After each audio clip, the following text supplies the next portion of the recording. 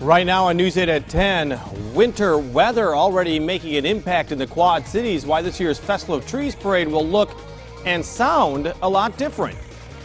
And if you haven't gone shopping for your Thanksgiving meal, you might be in for a surprise at the checkout. Tonight, we're breaking down the cost of your Thanksgiving dinner.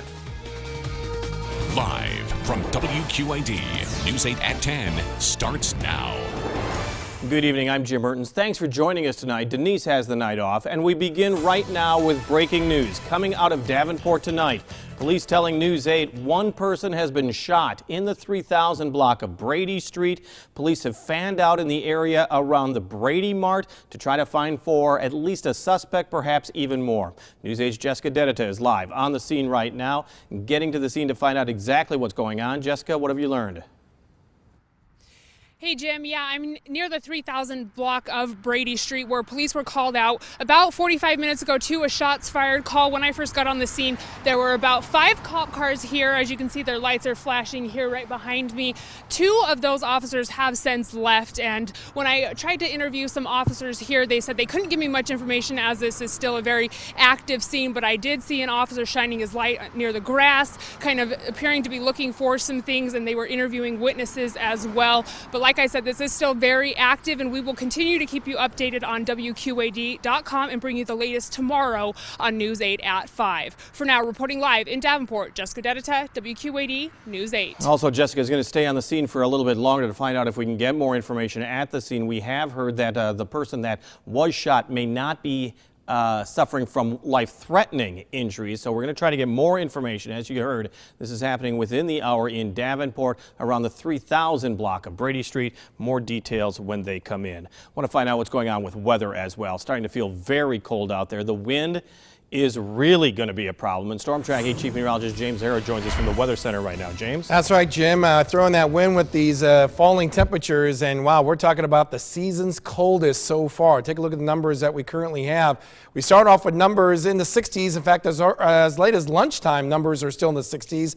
Temperatures have been falling ever since. A lot of upper 30s across the board, around 40 in the Quad Cities. Look at the drop in temperatures that we expect to see overnight. By the time we get to about 7 o'clock tomorrow morning, we're pretty much looking at numbers around freezing. But let's factor in the wind. That's the big point about this whole thing, is that when we factor in the wind, we're looking at those wind chills dropping even more. Looks like around the lower 20s by around 7 o'clock tomorrow morning. And it's all because of those winds that will be gusting over 45 miles at times. We've been noticing that for the past few hours. That will continue overnight until around 6 a.m.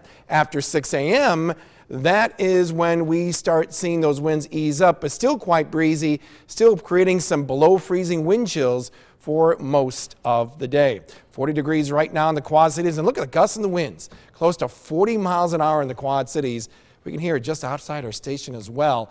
We'll tell you how these temperatures will impact the rest of our weekend coming up in just a few minutes. Jim? Yeah, we're going to take a look at how that storm is affecting other people as well as how it may affect the holiday parade. That's still just ahead. But our other big story is also something that you're preparing for next week. And there's some good news for shoppers heading to grocery stores this holiday season.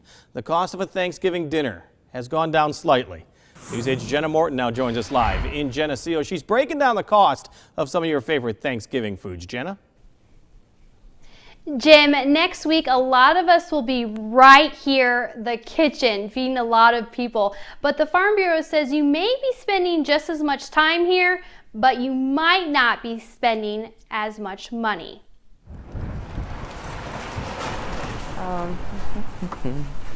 Sugar and peanut butter. Beverly Miller is shopping for a few ingredients for Thanksgiving dinner. I'm going to go to my sister's, so it's pretty easy. While she won't be in charge of making or buying the whole meal, she still looks for the deals. Okay, they are on sale. Yeah, 2 for 1. This year, she'll notice a lot of Thanksgiving favorites are slightly cheaper. It definitely reflects typical supply and demand and weather-related issues. The Farm Bureau says this year's average cost for a Thanksgiving dinner is $49.87 to feed 10 people, down 24 cents from last year. So for a family of 10, that's less than $5 a person. The best food deal is the star of the dinner, turkey, is falling 30 cents a pound. That reflects cheaper corn and soybean prices, which obviously are fed to turkeys. Milk's cheaper, so is pumpkin pie mix. But some things are up, rolls especially. I need bacon. While an overall cost cut of 24 cents doesn't seem like a lot, some say every penny is to be thankful for. But also to be thankful that U.S. farmers are able to produce an affordable Thanksgiving meal. Especially for shoppers like Beverly. People that have large families that are watching what they have to spend, it helps everybody. While the meal you make in your kitchen might be a little bit cheaper, the desserts you serve will cost you more. Pie crust and whipping cream are going to cost you more this year, but the Farm Bureau says each store offers special sales, so you should check up on those because you could even stock up for even more for less. Reporting live in Geneseo, Jenna Morton, WQAD News 8. And also head to our website. If you want to see the savings for yourself, we have the entire list of foods and their prices when you click on this story on WQAD.com or just type the word Thanksgiving into the search tab. A holiday decoration plan has taken a despicable turn in Wapello. Police say 2 hay bales designed like Minion characters were set on fire. Police say the first fire happened at the end of October, the next one late last Tuesday. The Minion hay bales had been placed around the community to spread some holiday cheer, but now there's just 10 left, and they're being kept hidden. Yeah, it's just too bad that people mess with them and that it kind of ruined the fun look that Wapello had when you came downtown. A Wapello man was arrested early Tuesday in connection with that first fire. He's being charged with arson and third-degree criminal mischief. Still ahead on News 8 at 10, what is going to happen tomorrow at the holiday parade? We will give you the latest information that we have on that. Plus, President-elect Donald Trump agreeing to pay millions to resolve some big lawsuits. Why New York's Attorney General is calling Trump's decision a stunning reversal.